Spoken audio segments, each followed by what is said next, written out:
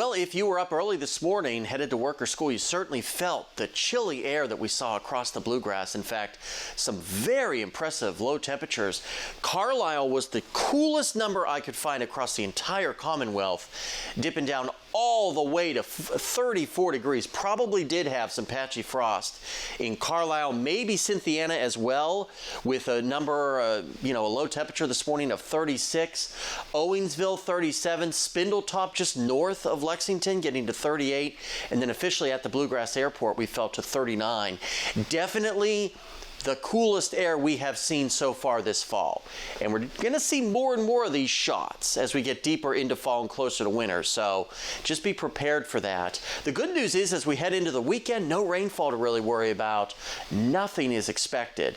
Maybe just a little bit of cloudiness Saturday morning, but that is about it. So the weather should be perfect for any plans or chores that you have, such as maybe washing that car. You know, all that rain we saw earlier in the week, it may have ruined a recent wax job or something like that. You want to shine the ride back up, pull out the hose, the bucket of suds.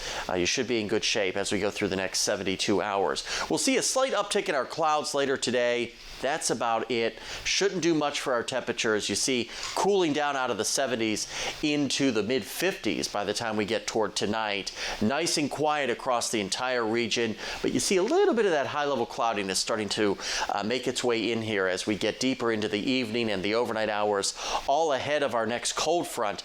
Really won't do much. You really probably won't even know that it's passing because it should be a dry frontal passage as it does so by tomorrow morning. Then we start to see those skies clear out, and by the lunch hour we're back to widespread abundant levels of sunshine. Normal is 72. That's about where most of us will top out today.